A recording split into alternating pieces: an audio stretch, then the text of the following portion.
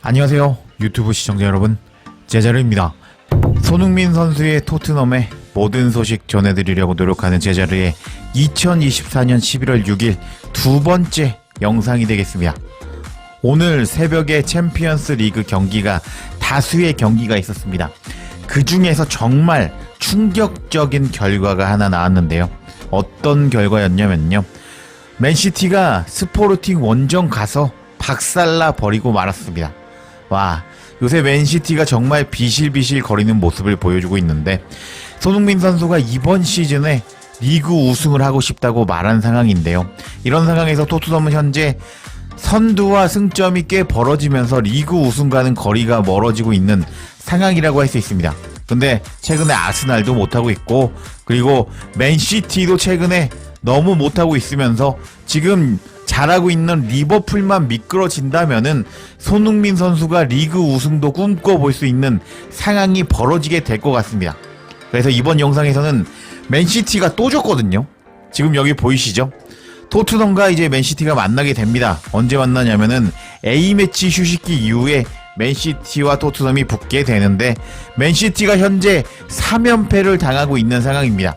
그래서 이번 경기 맨시티가 진 이유에 대해서 통계 자료를 통해서 한번 살펴보도록 하겠고, 경기가 끝난 후에 이제 또 재밌는 게 스포르팅 감독이 이제 맨유로 부임하게 되는 아모린 감독이거든요.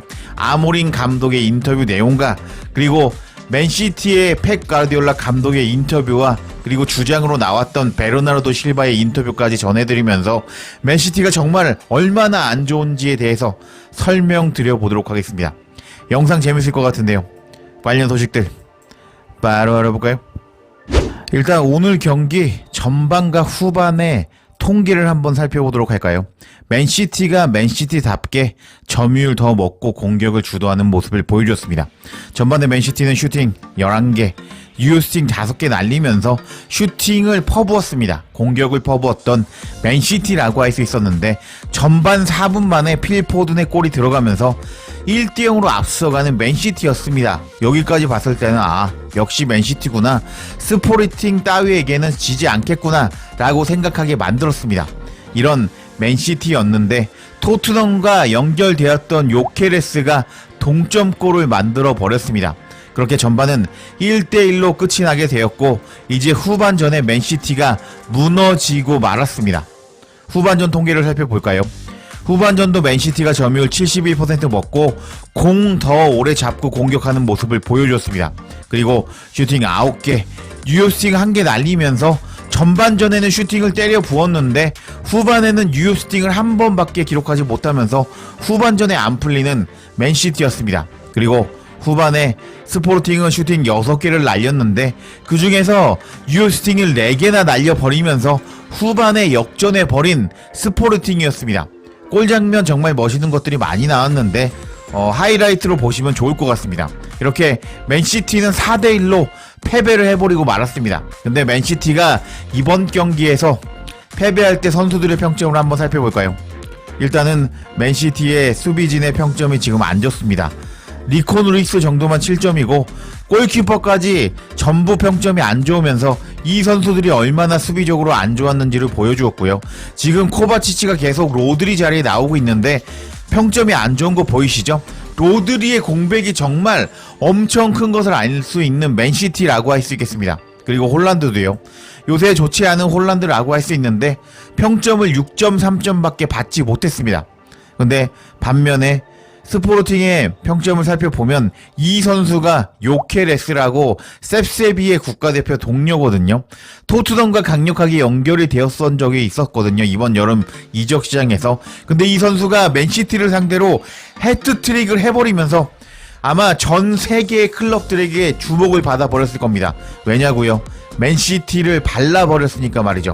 그래서 아마 이제 토트넘이랑은 연결도 안 될 것 같아요. 아마 B클럽에서 아마 엄청난 러브콜을 받게 될 것 같은 요케레스라고 할 수 있겠습니다. 근데 오늘 맨시티가 이렇게 4대1로 질만한 경기력은 아니었습니다. 왜냐고요? 일단 3대1로 끌려가는 맨시티였습니다. 그런 상황에서 PK를 얻어낸 맨시티였는데, 홀란드가 지금 슈팅을 때렸는데 골대 맞고 튕겨 나와 버리면서 맨시티는 따라잡을 수 있는 기회를 놓쳐버리고 말았고 결국에는 요케레스에게 해트트릭을 허용하면서 4대1로 박살나 버리고 말았습니다. 지금 이 표정을 보이시나요?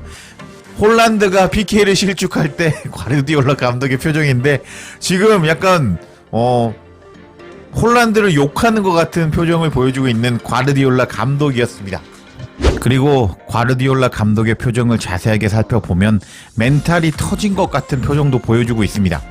과르디올라 감독은 이번 경기를 하기 전에 언론과 인터뷰에서 이렇게 얘기했습니다.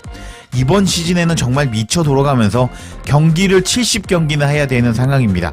근데 경기를 70경기나 하는 것은 NBA와 같은 상황이라고 할 수 있는데요. 근데 NBA는 휴식기간을 3달이나 갖는데 우리 축구계는 휴식기간을 한 달밖에 가지지 못합니다.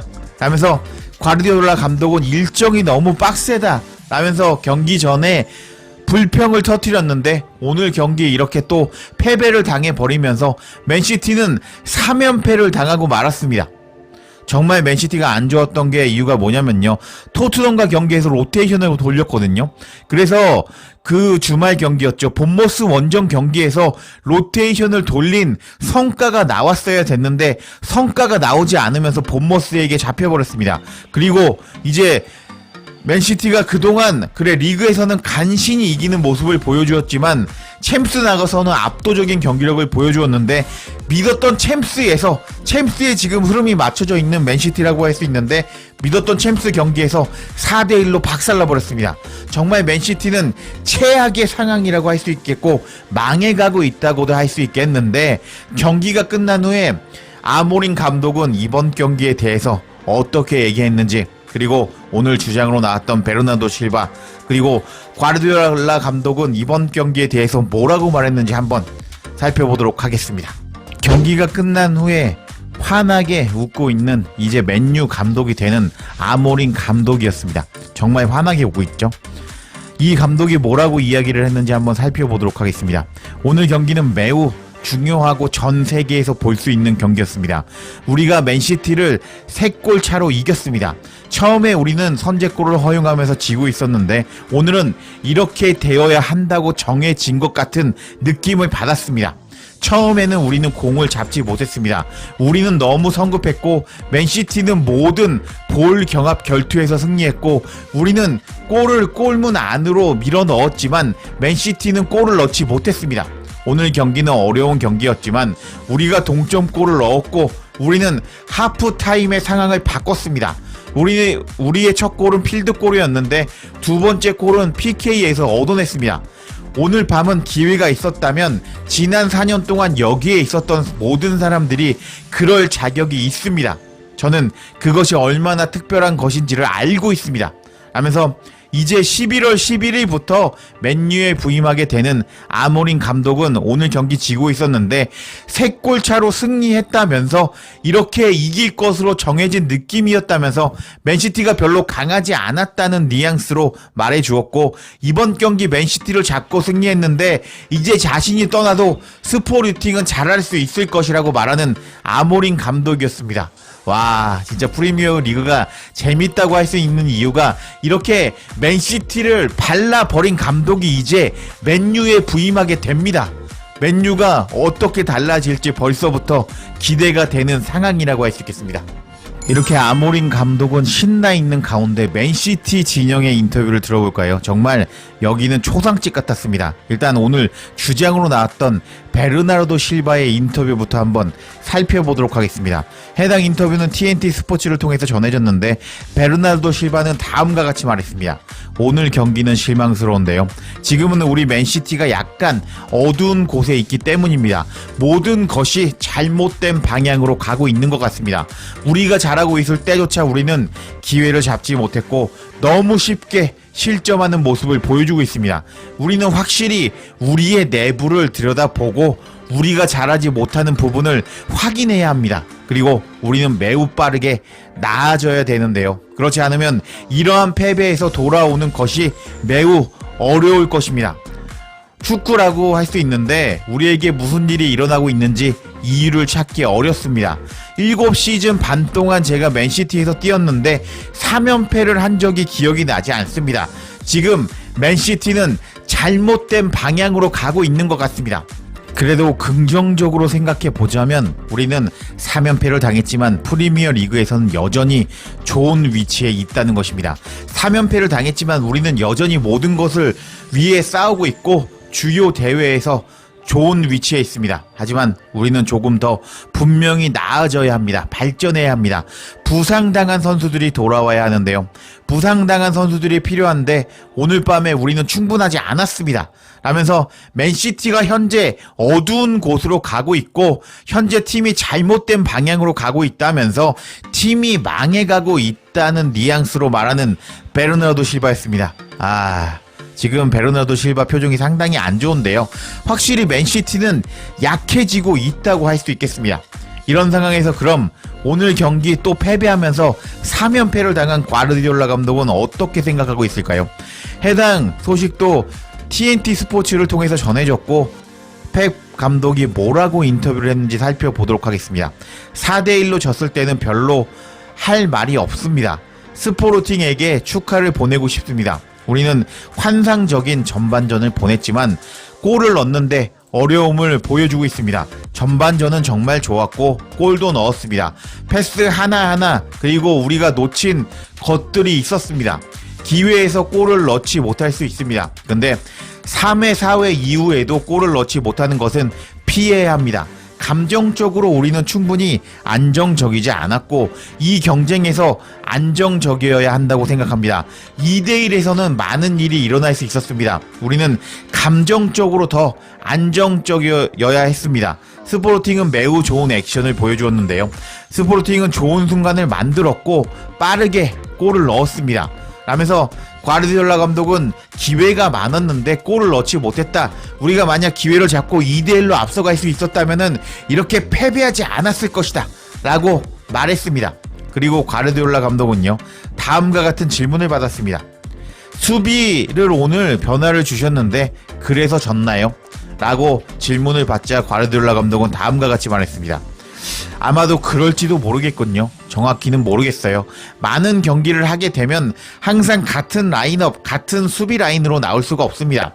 우리는 첫날부터 이런 문제가 있었지만 그게 큰 문제는 아니라고 할 수 있습니다. 지금은 결과 면에서 어려운 순간이지만 저는 여기에 있고 싶은데요. 싸우고 포기하고 싶지 않습니다. 저는 감독으로서 앞으로의 도전을 좋아합니다. 우리를 따르고 싶어하는 사람들은 거기에 있을 것입니다. 이런 것이 축구라고 할 수 있는데요. 어쩌면 우리가 과거에 살았던 것은 예외일 수가 있습니다. 그러니까 과거에 잘했던 것은 예외가 될 수가 있다. 전반전에 경기를 거의 끝낼 뻔했지만 우리는 골을 넣지 못했고 그 후로 우리는 3대1로 지고 있었습니다.